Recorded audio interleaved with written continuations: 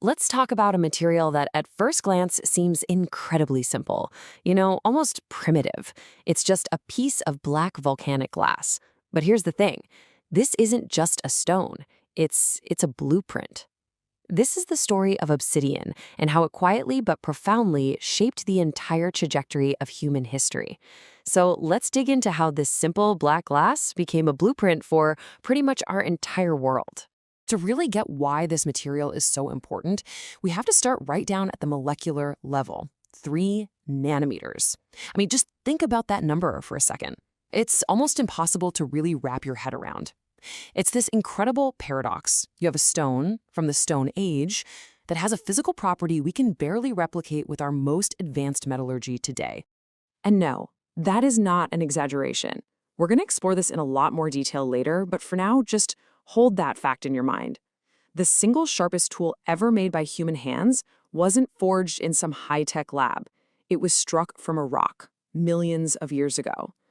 And this tension, between the primitive and the advanced, that's really the heart of this story. So, here's the big idea we're digging into today. Obsidian wasn't just some passive tool that our ancestors picked up and used. It was an active agent. It was a catalyst that literally pushed our species to think differently, to connect with each other across huge distances, to build the first cities, and even to heal the human body. All right, let's start at the very beginning. Part 1, the primordial edge. This is where we look at the fundamental geology of obsidian and how its unique properties kicked off this amazing feedback loop that literally helped change the structure of the early human brain. So what is obsidian really? Well, it's not a crystal like flint or chert. You can think of it as a kind of frozen liquid. It cools so fast when it comes out of a volcano that it doesn't have time to form a crystal structure. It's amorphous. And that right there, that is the key. Because it has no internal structure, it doesn't break along predictable lines. It fractures conchoidally, which is just a fancy way of saying it breaks in these smooth, curved surfaces, creating an edge that tapers all the way down to a single molecule. That geological accident is the source of all its power. And this is where the prehistorian Catherine Perlez offers this just brilliant insight. Working this material wasn't about brute force. To make a useful blade, you had to understand angles, force, geometry. You had to see the tool inside the rock before you even struck it.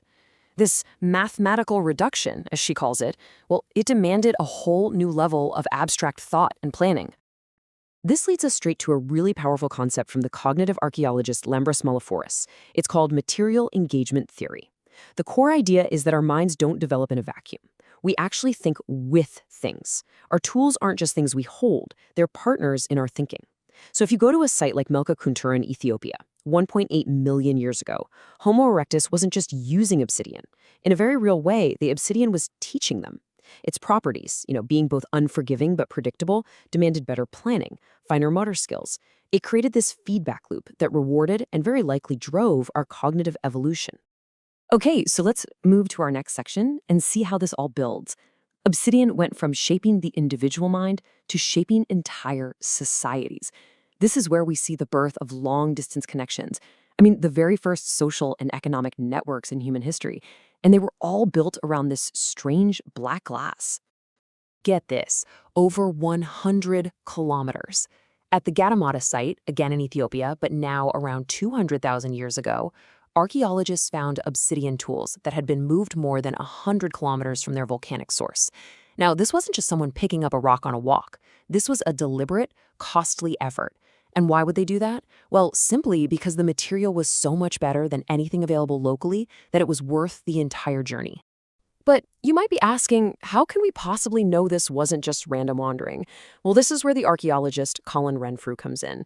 He developed a really powerful tool back in the 60s called the distance decay model. By analyzing the size and amount of obsidian artifacts, he could literally map ancient trade routes. He found this clear, predictable pattern. The farther you get from the source volcano, the smaller and rarer the obsidian becomes, because it's being reworked and treasured. This was the proof. These weren't random movements. They were structured, organized systems of exchange. And this brings us to one of the truly great debates in prehistory. At a place called Franchthi Cave in Greece, archaeologists found obsidian from the island of Melos. The thing is, this obsidian dates back to 11,000 BCE. At that time, Melos was separated from the mainland by a pretty big stretch of open sea. The old theory was something called accidental drift. Maybe some people just washed ashore by accident. But the sheer amount of obsidian found there suggests something else entirely. An archaeologist named Cyprian Broodbank argues, very forcefully, that the intense demand for this one specific, high-quality obsidian was the main reason humanity developed seafaring technology in the first place. I mean, think about that. We didn't learn to sail just for exploration. We learned to sail to get obsidian. All right, let's move into our third section. As humanity starts to settle down in the Neolithic period, obsidian's role changes dramatically. It goes from being the ultimate survival tool to becoming the economic engine for the world's first cities and states. It basically became what we can accurately call black gold. The ancient city of Çatalhöyük in modern-day Turkey is the perfect case study here.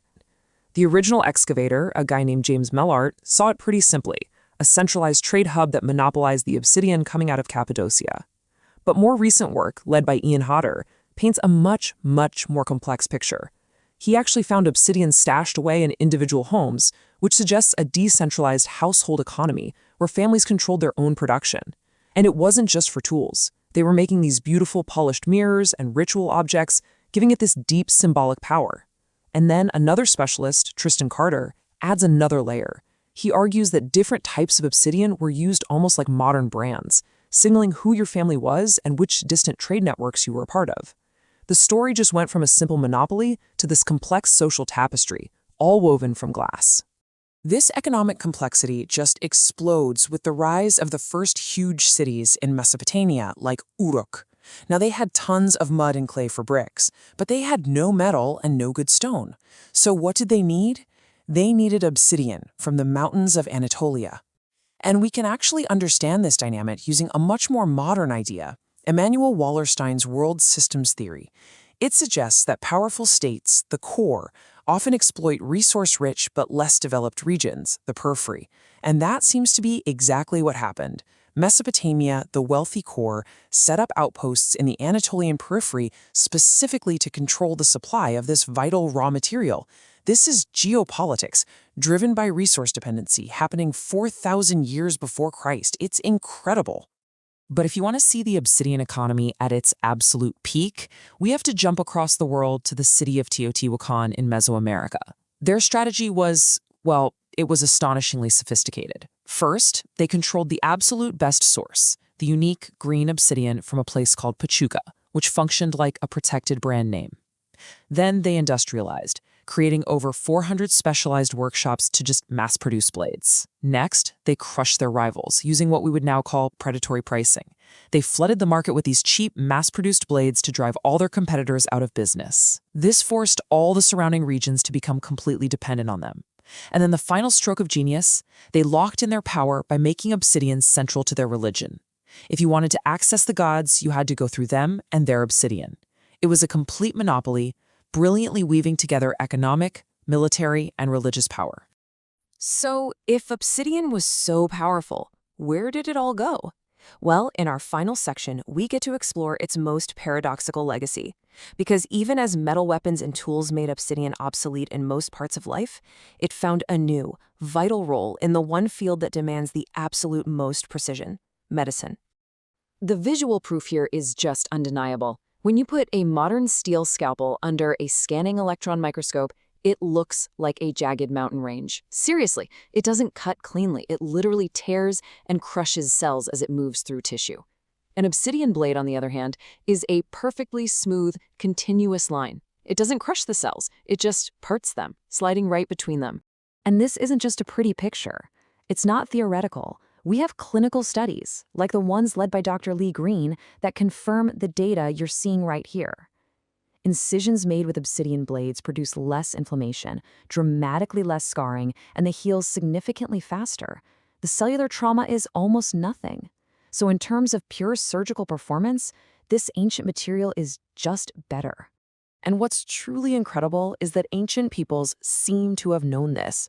The work of bioarchaeologist John Verano on skulls from ancient Peru is absolutely mind-blowing. He's documented hundreds of skulls with clear signs of trepanation, that's brain surgery, performed with obsidian tools. And what's the crucial evidence? You can see significant, smooth bone regrowth around the cut. This proves that patients not only survived these incredibly delicate operations, but they lived for years afterwards, a feat that European surgeons couldn't reliably match until the 19th century. So this brings us to the crucial question, right? If obsidian is a better cutting tool, and ancient surgeons were getting these incredible results with it, why did metal eventually take over the world? The answer, it turns out, has absolutely nothing to do with quality. Metal won for socioeconomic reasons. It was recyclable, a broken sword could be melted down and become a new plowshare, a broken obsidian blade was just gone. Metal was also malleable, so it could be shaped into complex things like helmets and pots, and critically, especially for the rise of empires, it was durable. Armor and warfare required materials that could bend and absorb impact, not shatter. So metal's victory wasn't one of surgical precision, it was a victory of scalability, versatility, and sheer military might. So let's just step back and bring all of this together. When we look at the entire journey of this one material, we see that it was so much more than just a sharp rock. It was a catalyst at every single key turning point in our development as a species. This timeline really shows the whole arc of the story. Obsidian's physical properties pushed our ancestors to develop new cognitive skills. Its rarity taught us how to trade and build networks, which in turn literally taught us to sail. The need to control it taught us how to build states and economies. Its molecular precision taught us how to heal. And even today, its weird, paradoxical superiority over steel, well, it teaches us to question our whole linear definition of progress. So we'll end with this thought. The story of obsidian is really the story of humanity's relationship with a material that shaped us just as much as we shaped it. It's like a black mirror reflecting our own ingenuity, our ambition, our evolution. Which really makes you wonder, right? What is the obsidian of our time? What material, is it silicon, plastic, lithium, is quietly forging our cognitive and our social future right now in ways we won't fully understand for centuries to come?